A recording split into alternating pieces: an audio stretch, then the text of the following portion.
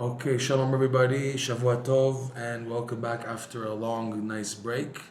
We will be continuing with Reb Noson's amazing letters. And again, we are working on the letters that Reb Noson was writing to his son in the year 1830, at the same time that Reb Noson was working and living and writing insights on Rabbi Nachman's lesson, Likutey Moharan lesson 24, where the main theme is simcha and the far-reaching effect of simcha. So what we're going to see in the letter 33, which was written, believe it or not, in Parshat Vayishlach. That was like last week in the year 1830, and everybody admits, it's a known fact, that every week of Parshat Vayishlach is a challenging week. I don't know if you noticed last week, it is a challenging week because we're living the Parsha. The fight of Yaakov with the angel, him losing Rachel, and the whole balagan of Dinah being raped, and all these difficulties that Yaakov had, it's always coinciding on a personal level. You can see those challenges in the week of Vayishlach. And what's very important to understand is like this. Hashem promised Yaakov, I will be with you on the way to Aram, there, and the way back. And at the same time, Rashi quotes the sages that Yaakov was punished for not doing the mitzvah of respecting his parents for 22 years, which explains the difficulties that Yaakov had. And also this week's parsha with Yosef now, the jealousy of the brothers, and then Yosef being kidnapped. So like Rashi points out that Yaakov never rested. But at the same time, we're taught that Yaakov was blessed. Hashem promised him, I will protect you. And he kept his word. So if he kept his word, what are these difficulties that Yaakov Avinu is facing? And how do you understand it? It's a seeming contradiction. If Hashem promised, I'm going to protect you, and he kept his word, so what's all these difficulties Yaakov Avinu went? And also Rashi quotes another teaching of the sages, it was a punishment because he didn't respect his parents. So is it a punishment? Or is it a blessing? Or is it both? So the answer is it's really both. That it's not a punishment. It's really a blessing in disguise. What's the idea? This happens a lot, especially to people who become more religious, who become frum, who take on a higher devotion in life. That when they face difficulties, it becomes a challenge. Their subconscious tells them, you know why you're going through all this? Because now you're more religious, you're trying more, and because now you're trying to reach a higher level, so you're getting hit in life, chas v'shalom, with setbacks. This, believe it or not, is a cause why many people, they cool down on their Yiddishkeit. People take a break because they couldn't handle the tests that they're going through. They go through many, many tests, and people say, if this is what I'm getting, this is what I have to deal with, I can't handle it. It's a verse from Proverbs. The verse reads, Marbe da'at, marbe machov. The more you know, the more you become educated in Torah, the more you have a type of pain. So people say, if that's the case, like Rashi brings a quote, Lo miduvshech velo meuktzech. I don't want the honey, and I don't want the sting that comes with the honey. If this is what Judaism is all about, and I now have to pay the price for it because I'm advancing, so I'm not interested. Why do I need this? Thank you. Let me stay like third class, fourth class Jewish, like on the corner, not trying anything, and that way I don't have to pay the price. The reality is, though, you have no choice in life. You can't now, once you've been exposed to a higher level of truth, you'll be fooling yourself if you just stay back. You have a fear. The fear is, I can't meet the challenges. Look what's happening to me. All these things started happening as soon as I became more devoted, more dedicated, more into Avodat Hashem, and now I'm getting like knocked left and right. I don't need this. Why? I can't handle this. But then again, you can't go back. It's a famous expression from the Gemara. Oy li mi yitzri, oy li mi yotzri. Woe to my Yetzirah that tests me, and woe to me, to my Creator, because He's going to give me an accounting that He gave me a chance to advance, and I'm not taking the call. So then what to do? You have to advance, but not to be afraid. Rabbi Nachman's words are everlasting and eternal. Where he said, the famous song that Shlomo Carlebach sings, Vayikar lo lefached klal, but Rabbi Nachman's real words were, by the way, lo lehitpached. Don't make yourself afraid. You have a challenge, The reason why you're being sent a challenge, the Yetzer Hara is telling you, look at this now. You see, you're becoming more religious, you're getting smacked up. That's the Yetzer Hara talking. The real reality is you're advancing. Because you're advancing, they're sending you higher tests that you can handle. You think, I can't handle this, I can't handle this. Who's telling you can't handle this? The Yetzer Hara on your subconscious because of how you were until now. But the test is showing that you've advanced. Because if you didn't advance, they would never test you like this. It's an amazing theme that Reb Noson brings again and again in his book Likutey Moharan. If you are being tested in life, it's because you're somebody special.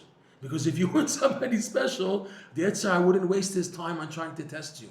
The fact that you're being tested is because they know you have this amazing power within you and it's dormant, and you've now reached a level of activation of it, and you don't know about it. You don't know about your own power. Like Rabbi Nachman says in the introduction to his book Likutey Moharan, he writes a poem. Rabbi Nachman wrote a beautiful poem in Hebrew. It's called Shir Na'im, a pleasant song. And in it, he writes, there's one stanza of the poem: don't be like the elephant afraid of a mouse. I don't know how well you know about history, but when they started bringing circuses to North America and they had to import elephants from Africa to bring them by ship to North America for the circus. So how do you bring a boat filled with big giant elephants that they're moving around so the boat would tip back then, at least in the technology of the boats and ships in the 1800s, you know? So what do? They came up with a good idea. Put an elephant in a cage, and in the cage put a mouse in a smaller cage right in front of the mouse of the elephant. And what happened was that the elephant was so afraid from the mouse, he froze the whole trip from Africa to North America without budging because of the little mouse in front of him. To show you how afraid the elephant is of a mouse. And Rabbi Nachman says, don't be like the elephant who's afraid of the mouse, because your koach is out there. Proof is, look how they're testing you. It's not like, they're testing me like this, and I can't handle it. Who's saying I can't handle it? This is the Yetzer Hara trying to tell, look, you're so weak. You can't do these things. You never went through this. All that is the Yetzer Hara. The truth is, you can handle these tests. Yaakov Avinu, on a surface level, he had difficulties, but he didn't regret it. It's what built him. Yaakov Avinu is the epitome of joy. The verse reads, Yagel Yaakov, Yismach Yisrael. Rejoice, delight Jacob, and be happy Israel. In his two names, Yaakov's name of Yaakov, there's Gila, Yagel Yaakov, which is Gila as a form of delight and rejoicing. And Yismach Yisrael is another status of Yaakov. We reached a higher level. Yisrael has the letters in it, Rosh, that he reached a higher level. Yaakov, Rashi points out, why Yaakov? Because he comes at the heel. He comes in a tricking manner to steal the blessings of Esav. So that's why he was called Yaakov. Even though when he was Yaakov, he's still rejoicing, he's still besimcha, because he manages to pass the tests. And especially when he's Israel, which is at a higher level, for sure he's besimcha. But there's no room for sadness in Yaakov Avinu. Everything is simcha. So when the Torah says 22 years of suffering, 20 years because he was punished for not doing kibud arim. So in a way, it was a punishment in that he had difficulty. But Yaakov Avinu was able to handle the test. That's why he's so great. Why is Yaakov Avinu so great? Because he took the challenges of life in a positive vein. Even though we hear terrible things. You know, your wife Rachel she died at childbirth, and then Dinah was raped, and all the crazy things we see in the parshas, right? And now Esav is running after him, so he was now ready for war, for davening, and to give a gift for Esav, last week's parsha. And now with Yosef missing for that period of time, right? That he's taken away from him. All this, Yaakov, even though he was mourning and he had his expression of pain, but he was able to take it and continue serving Hashem at the highest levels. That's why he was so great, Yaakov Avinu, and he's the epitome. We're called Bnei Yisrael. We're not Bnei Avraham, not Bnei Yitzchak, not Bnei Yosef, not Bnei Moshe. We're Bnei Yisrael because of that, because of his lasting power of maintaining stability and happiness. I didn't mention this to you. We mentioned it maybe in other classes, that this was the blessing that Yitzchak gave to Yaakov. Hakol kol Yaakov. The voice is the voice of Jacob. What does it mean, the voice of Jacob? Pshat is that, when Yitzchak was trying to feel Yaakov, he says, this doesn't make sense. It feels like the hands, it's very hairy like Esav. but the voice is a voice of compassion and submission that's similar to what Yaakov had. That's the simple translation of the verse. The deeper meaning is Yitzchak was blessing Yaakov that Yaakov should have the voice of Yaakov. And what's voice? Kol. Voice is associated with the 5 voices of joy. Kol sason, kol simcha, kol chatan, kol kala, kol omim hodu l'Hashem kidduv. We say this in the blessings of the Sheva Brachot. That kol, sound, is associated with joy, as opposed to yelala, which is like a mourning and wailing. That's another sound. Kol is a positive sound of joy, of simcha. So Yitzchak was telling Yaakov, kol Yaakov, sounds of simcha that belongs to Yaakov Avinu. That's his thing. His thing is simcha, sounds of simcha. You see the challenges in the Torah. So what? You think Yaakov was now miserable and suffering and pain? No, he was able to take it and handle it. Okay. Rabbi Nachman tells a story of a Rebbe who was called the Shepetevka Rebbe, and he had a son who did something that was a bit of pogia, that diminished the honor of his father. He disagreed with his father, the Rav Shepetevka, in a certain area, and he got punished for it in life, and he knew it's because he didn't respect his father properly. And he said, nonetheless, I don't regret it. Because he said, I had to stand out and say and do what I had to do for the sake of the Torah, even though I got punished for it. And he said, nonetheless, I don't regret it, because I know I did the right thing. You have many times in the halacha world, the classic example was you probably don't know about this, but the dispute there was between the Sephardic chief rabbi, Rav Yosef, and his son, Rav Yaakov Yosef. He had a son, Rav Yaakov Yosef, who totally disagreed in halacha with his father, even though it was his father. And Rav Yosef, big rabbi, big rabbi, but Rav Yaakov Yosef, he had different opinions, different views, opposing his father. So there's still the respect of the father, but in halacha, I have to disagree. It's not like I didn't disagree with you. So there was a rift. He even passed away before his father. He had some difficulties. He was being run after by bad people also, and he had a hard time. So some people attributed it because he was not respecting his father properly, didn't accept the halachic rulings of Rav Yosef, but still he held on. He says, this is the emet, I have to hold on to the truth. Which means a person, these are obviously extreme examples of big tzaddikim, that when you know you're doing the right thing, even if you have to pay the price, it has to be done. For example, by Yaakov Avinu, did he do it purposely that he was away from his father 22 years? No, he didn't do it purposely. He was running away from Esav. He had to find his wife, and Lavan was playing all these games with him that he had to spend 7 years plus 7 years for Rachel, for Leah, and then for the sheep, for his and then coming back as a year and a half and traveling. So he had to do it.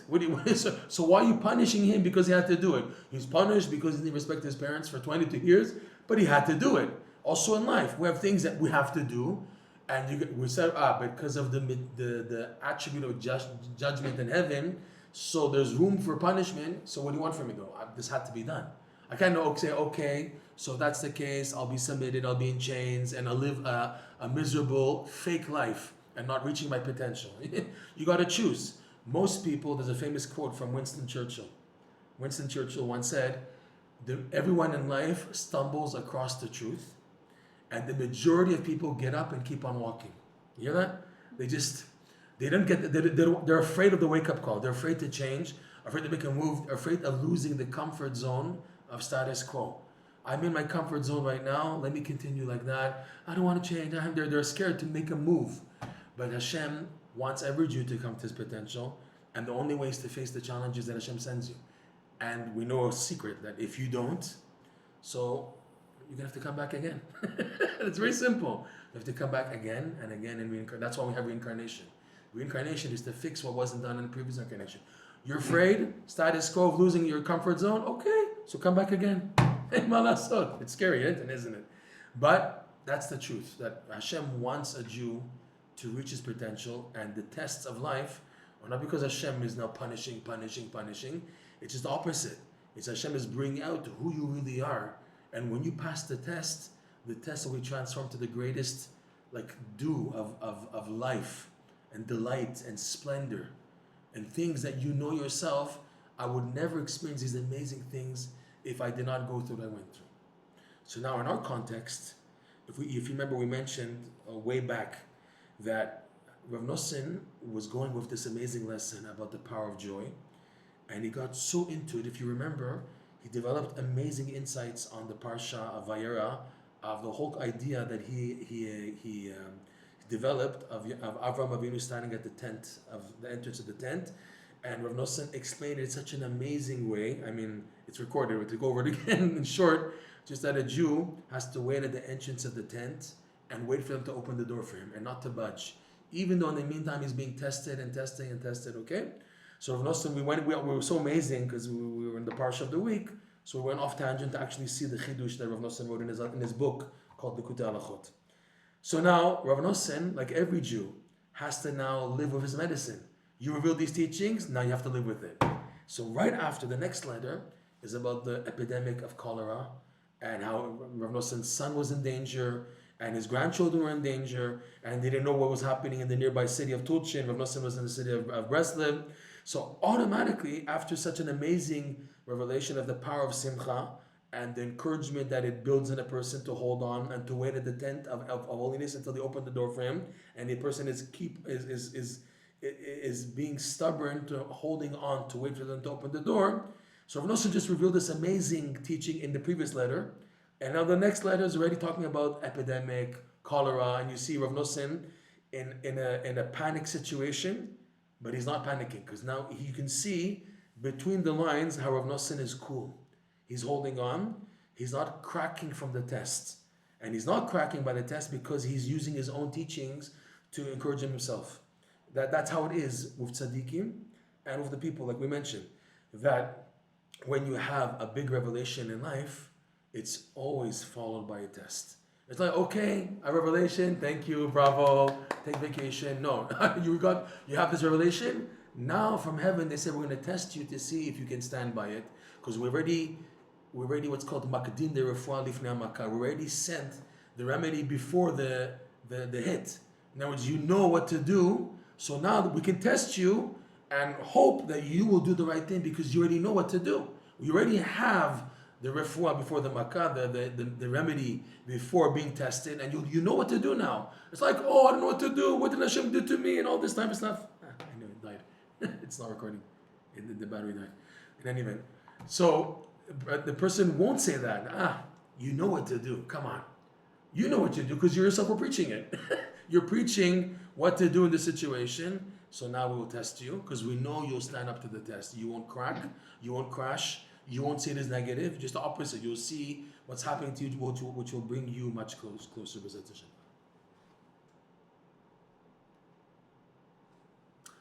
Right. Fine. So now we're going to go back to the beginning of the letter. We stopped in the middle, but because we took such a break, it's been like over a month, maybe more. We'll go back to the letter. See now, pay attention in the letter, how Rav Noson is dealing with the epidemic, and he's holding on. Even though he admits, doesn't know what exactly clarity and what's happening, but he's able to maintain a solid, firm attitude, which is really amazing. We wish when we have tests, we can do this also. Because most people, when they test it, they start freaking out. Oh my God. But if now you have a prerequisite of knowing what to do, so it pops up in your instinct, in your subconscious as an option. That's why it's so important that a person go over positive thinking and positive ideas and be strong in them and daven about them, so that when he is tested, chas v'shalom, but when it happens, the person will have better chances of doing the right thing and not crash and make mistakes, fatal mistakes that many people do when they're hit with tests in life. So he says like this, Rav Noson. This is letter 33 from the beginning. Be'ezrat Hashem yitbarach, Yom Gimel Vayishlach Taktzah. So again, with the help of Hashem, Tuesday, Parshat Vayishlach, the year in English correspondence is 1830. Taf Kuf Tzadik Aleph, okay? He writes to his son, Rav Yitzchak, Shalom la'ahovi b'ni harabani morenu havav Yitzchak Nero Yair. So, peace to my beloved son, the rabbi, my teacher, our teacher. Look how he's talking about his son. Harav Yitzchak, may his light shine. Michtavcha kibalti b'yom hei. I received your letter on Thursday. This is before email, before things were fast.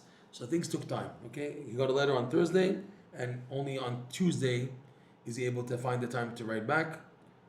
But look what he says. It wasn't that wasn't the case. ותכף ביום ו' בבוקר השכם רציתי לשלוח עגלה עבורך. But immediately after receiving your letter from Thursday, which talks about the epidemic that hitting already the nearby city of Tulchin, and Reb Noson badly wanted his son to be saved from the epidemic, so he said immediately on Friday morning, early morning, I wanted to send a wagon for you to bring you to Breslov so you can not be quarantined and not be affected by the epidemic. But it did not work out. גם הייתי מתרשל קצת, מחמת שלא סילקו אז הנקרתים. Also, I was a bit lax in trying to get you to come here, because in Breslov we had a different problem. The problem of the cantonists. Like we spoke about this many times. The cantonists were army forces looking to forcefully recruit Jewish youth, already even from the age of 7. Officially from the age of 12, it was a decree set, believe it or not, by the secular Jews in the Tsar's regime to try to secularize all the Jews. That was their goal. The goal of these maskilim, these reformed, enlightened Jews, is they thought Jews being religious was the barrier between them and the goyim from having peace.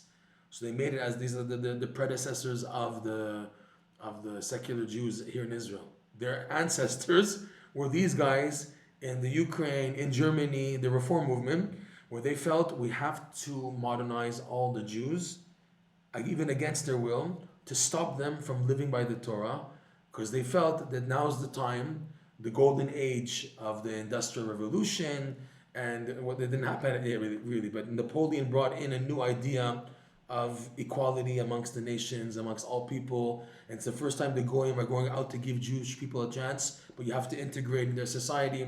So these enlightened Jews found, so to speak, a proof from the Torah to support this idea, and they themselves became secular, desecrating Shabbat and everything. And they felt that we have to get everyone else to be like this, because it's hurting us. It's affecting us who want to be integrated with the Goyim, that other Jews who are still so religious, they're causing us to lose out on this opportunity. So they set out to try to wean Jewish youth from the Yiddishkeit by forcing them in the Russian army for 25 years from the age of 12, right?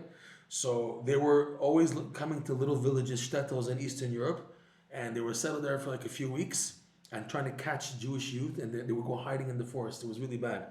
So Reb Noson is worried, even though Yitzchak was already married and he had kids already, but they were so vicious, the cantonist officers, that even a man married, later on, he would be exempt. He had an exemption. He had papers of exemption, and really had nothing to be afraid about. But still, you can't. These are vicious goyim. These were terrible people. You can't trust them. So Noson's writing. On one hand, you're facing the quarantine epidemic in your city, so therefore I want you to come here ASAP. There's a danger of death.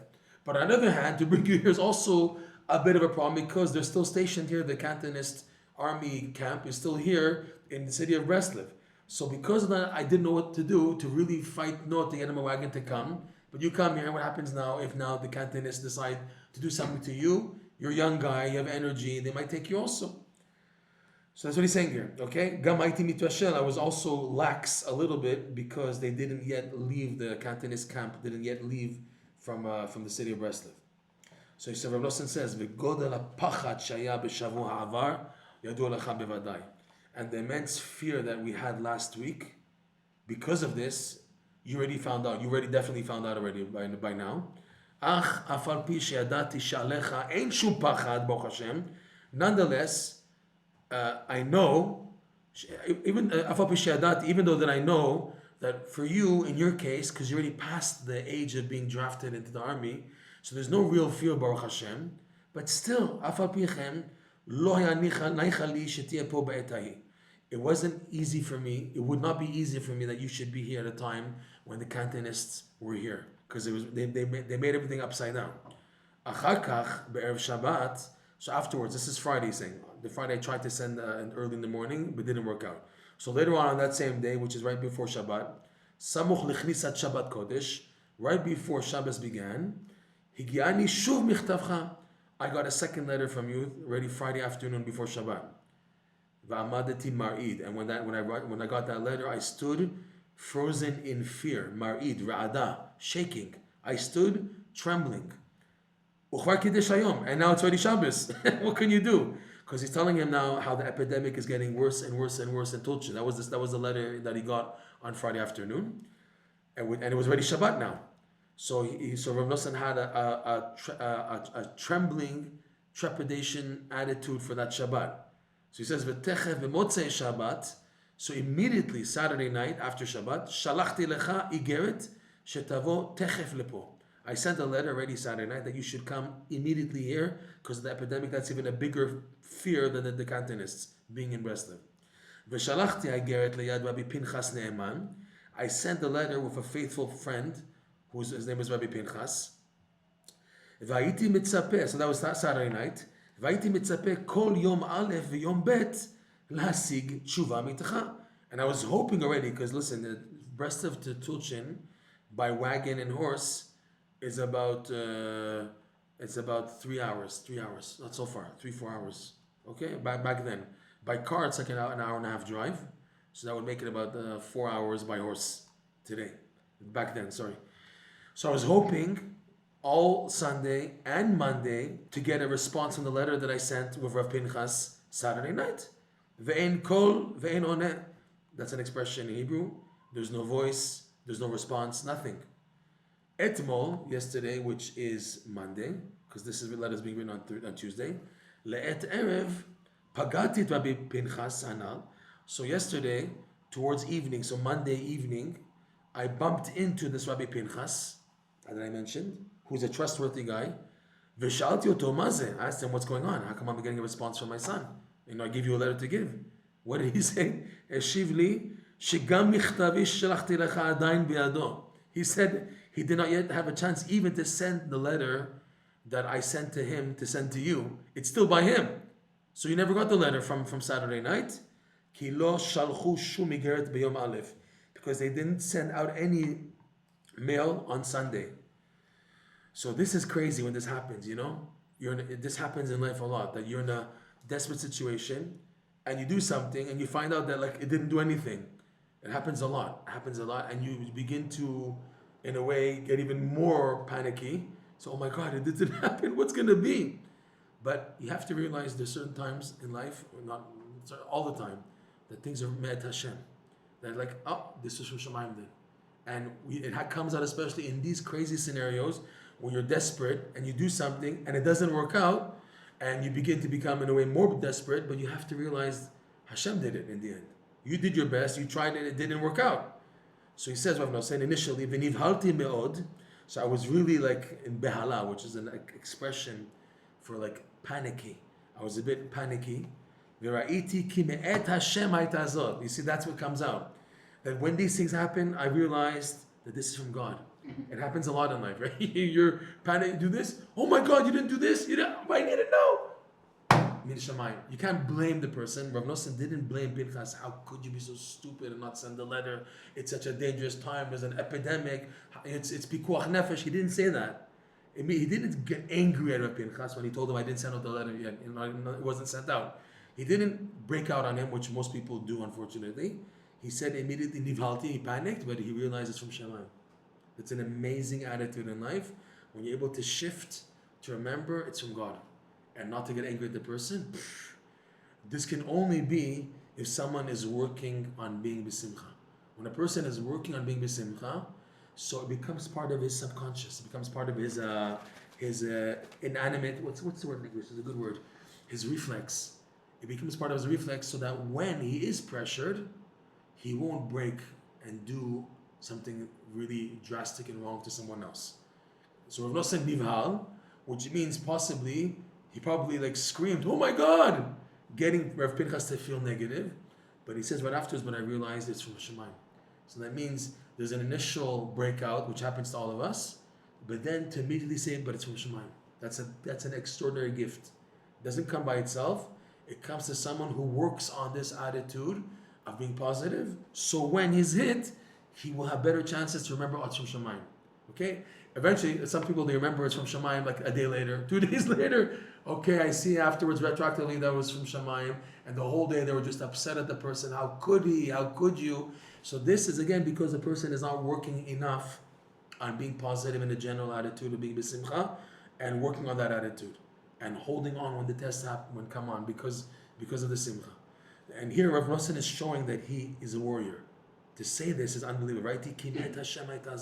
Okay? Again, we're going to go through these letters to show how Reb Noson is literally living. He's living what he's learning. He's actually living what he's learning. Ka'et, at present, Reb Noson writes, Eini yodea klal latet etzot b'nafshi. So Reb Noson is telling the truth. He's very truthful. He says, at the moment, I have no idea what to think, what to do. Eini yodea klal latet etzot b'nafshi. I have no idea what advice to give myself. He admits, I do not know what to do. How to act, how to get you to come here. If even you should come to Breslov from the epidemic taking place, the cholera epidemic in Tulchin. So he admits, I do not know at all what to give advice. This is already on Tuesday. Okay, so he's going through this panic attack of what's happening to his son already from Thursday, Friday, Shabbat, Sunday, Monday, Tuesday, and he's still, admitting, I don't know what to do. But he's not cracking because of it. He's able to write a letter, and he's writing in the letter, I still don't know what to do. I don't know what advice to give myself to help in this situation. Because he says, Kipo, in here, in the city of Breslov, there are still different opinions of the manner of the epidemic that's taking place in your community in Tulchin. There are those who don't take it seriously, they take it as a joke. It's going to go away soon. It's only a few people. It's not serious. So some people, they're taking it lightly, but others take it the opposite. No. If this is not taken care of, and if you don't quarantine it early enough, it's going to spread to other people, and it's going to spread, and we bring people from other communities to come here. It's going to spread, like the corona, what we had to go through, Shem Rachel. So because of the different opinions amongst the people, how do I know it's the truth? Al-Ken Eini Yodea Ma La'asot. Rav Noson is admitting an amazing thing. As much as he is a tzaddik, and as much as tzaddikim can have Ruach HaKodesh, but they also have, at their own level, tests where they know what to do, and because they don't know what to do, they don't make a decision. Most people, when they don't know what to do, and they feel, no, you have to decide right now. You have to decide right now. Okay? You have to decide. You want me to decide? I made the wrong decision. No, but you have to decide. Most people, they feel so pressured to make a decision because people are forcing them, or the situation is forcing them, and then they jump in and make the wrong decision, and they regret it for the rest of their life. Chas v'shalom. So Reb Noson is very good. He said, I don't know what is the real truth. I'm not going to tell you what to do. I'm not going to tell you do this or that, and then what happens if it was the wrong move. So he's saying, therefore, I don't know there's nothing to do right now. Therefore, I don't know what to do. I'm not going to tell you what to do now. And his son is like, the reason why Reb Noson is writing all this, because his son in his letter, most probably is asking his father what to do. He's writing to his father what to do. And, you give the wrong advice, you're finished. It's like these Rabbani, people come non-stop advice, what to do. These rabbis are really, really in trouble if they don't know what they're saying. And okay, they know what they're saying, you're putting your life in their hands. But you don't know. You don't know what to do. Here's a tzaddik who's really honest. He's saying, I don't know what to tell you. I don't know what to tell you. What's the situation here? And you say, but I need to know. I don't know what to do. And there's an epidemic. They're dying. People are dying. And yet Reb Noson is cool, and he tells his son, I don't know what to tell. I don't know what to say. Because there's different opinions here bringing you here. You might bring the epidemic to Breslov from Tulchin, or it's not serious and you can bring it and you're not affected, and the chances of you bringing it to us is very low. I don't know what to say. It's amazing how he's weighing it carefully. Ach ech shehu, however, come what may, however it may be, he's saying, look at this. Ata tireh lavo lefo techef miyad. He switches. Nonetheless, you should see to it to come to here as soon as possible. After telling him he doesn't know what to tell him, And then he says, but nonetheless, you should come here. What's going on? Bli ichur ve'ikuv klal, without any excuses, come here as soon as possible and without delay at all. So he's putting his foot down. He said on one hand, I don't know what to say about this, but then he says, whatever it may be, you make sure you come here. It could be that Reb Noson saying for other people to come, Reb Noson said it's okay to come, so other people will say, oh, he said it's okay, so we'll come also. So Reb Noson didn't want for that to happen because he can't take a achrayut for other people. For his son, though, he can take responsibility. He says, nonetheless, you make sure you come. I'm not going to make a statement, then people will quote me. Reb Noson said not to take it seriously, so people will now learn from that. He doesn't want that to happen. So he's saying, but you, as an exception to not knowing, I don't know the explanation of what to decide on this scenario of the epidemic spreading, but you make sure you come. It's unbelievable, okay? It's as if he knows he'll be protected, he's okay if he comes. He was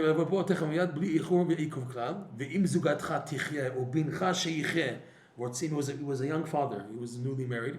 If now your wife, may she live, and your son, may he live, they also want to come to here. Hatov beinechem asu. Let them do whatever right in their eyes, but you have to come. He says, look, I can't reveal my opinion, my mind perspective on this situation. So therefore I can't take responsibility for anyone else except for you.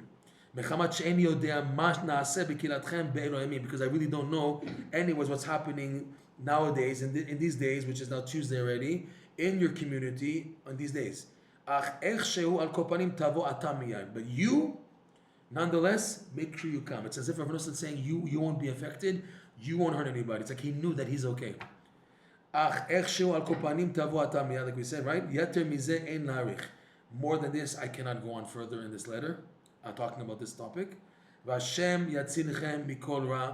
may Hashem rescue you from all evil. May He protect your leaving and your coming for life and for peace from now on and forever.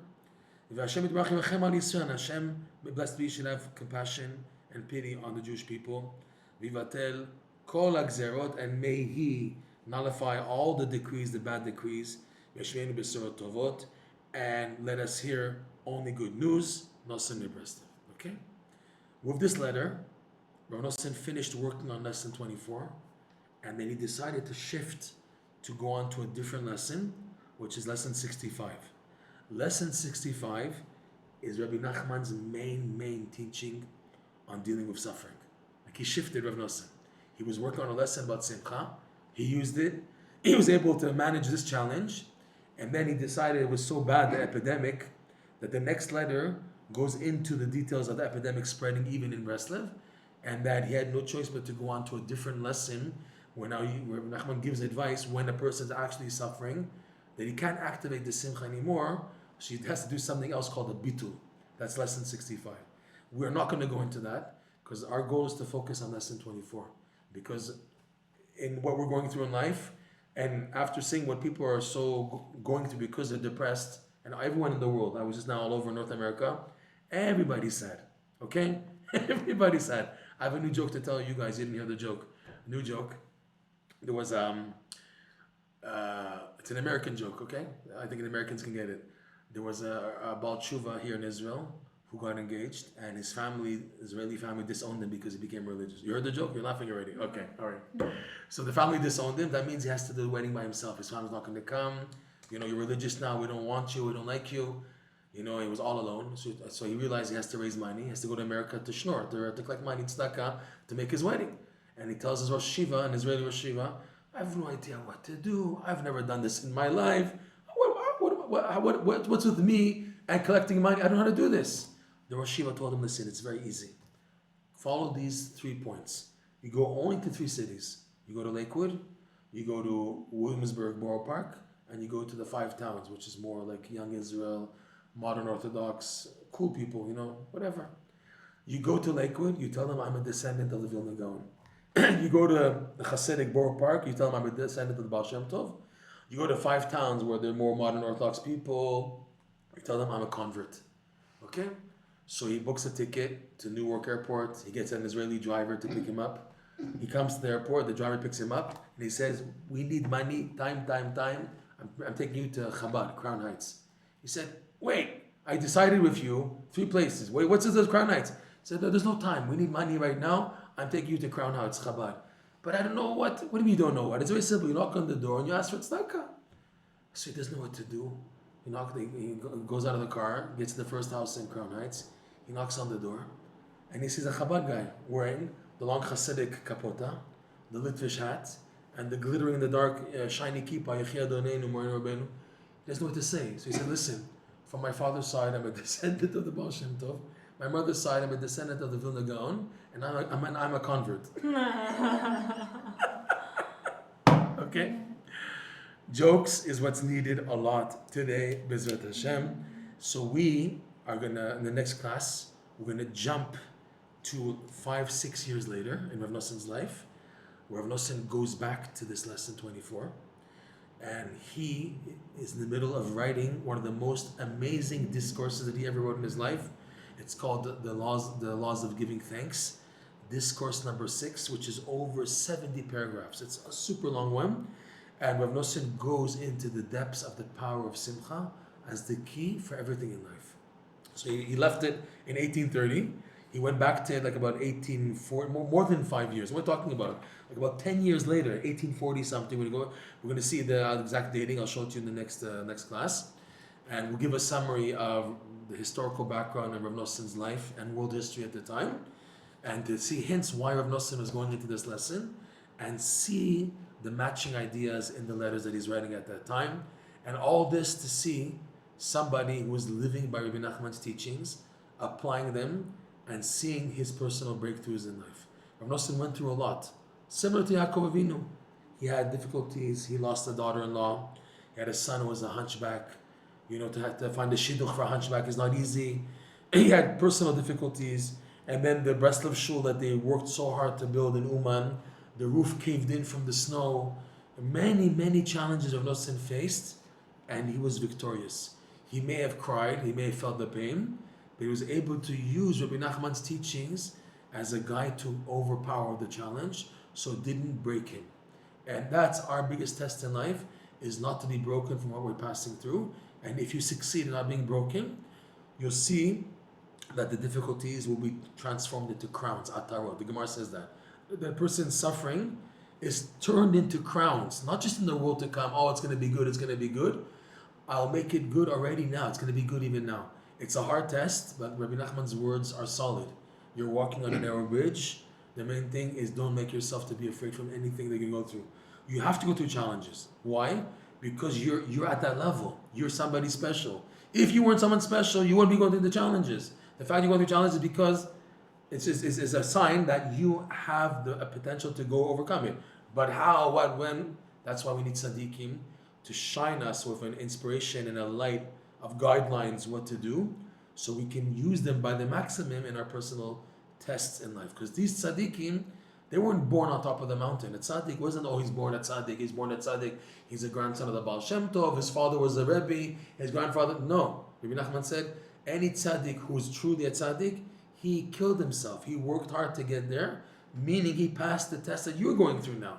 What you're going through, he went through maybe 20, 30, 40 years ago. But he went through it, and he survived, and he reached higher levels. So because they went through these tests, they can offer guidelines for us also, Mizat Hashem. It's not like they were born a tzaddik. Oh, he's such a high neshama. You don't say that. Rabbi Nachman said, that's wrong. Anyone who didn't work hard, he won't make it. A tzaddik is not someone, he's born a tzaddik. No such thing. He said about himself, I fasted a lot. I worked hard. I worked hard to get to my level. The difference is now, I'm able now to reach higher levels, so to give practical advice to you guys, you don't have to work as hard as I did, but you can do now the right decisions, because I already made the mistakes, not here. I went here and I made a mistake, and now I'm over here. So I can tell you, don't make a left like I did, make a right here. Or go straight, go down the steps. I was there already, so I can give you the right moves, the techniques. That's why it's so important to have a tzaddik in your life, connecting to their teachings, and having constant inspiration from their teachings, so that you can always make the right decisions. They have an expression in Breslov, Rabbi Nachman's cards never run out. In other words, if this didn't work out, okay, try this. This didn't work out, try this. Okay, and he tried combination, and he doesn't like, oh, so Rabbi Nachman can't help you. You're a lost case. No such thing. He said himself, there's no such thing as despair. In the Hasidic world, they have an expression. There's three books, three major Hasidic books. There's the Noam Elimelech by Rabbi Elimelech HaMezhensk. There's the Tanya by the first Lubavitch Rebbe, and there's the Likutey Moharan by Rabbi Nachman. So they say in the Hasidic world that the book Noam Elimelech is for tzaddikim. The Tanya is for what's called Benoni, people in the middle. And the lost cases, the Reshaim, that's Likutey Moharan. So they say that in a negative tone. Likutey Moharan, Breslov is for people who are like, But the real truth is just the opposite, because it's a book that can help the people who are so far off. That's what makes it so great and so powerful. It can help people who are so far off, so lost, so wicked, and all the more so can help people who are not that far. Okay? So that's the idea that this tzaddik, his cards never run out. He has always what to offer, and we should be zoche b'zat Hashem to tap into his light. And we're doing our maximum. Anything we can find, any angle, especially Reb Noson's letters, where he's living Rabbi Nachman and his teachings, to show how he lived it, and we can learn from it on our personal, practical level tests that we're going through. Okay? Thank you for joining. And I'll just wish everybody. Everyone be happy, okay? All right. Thank you.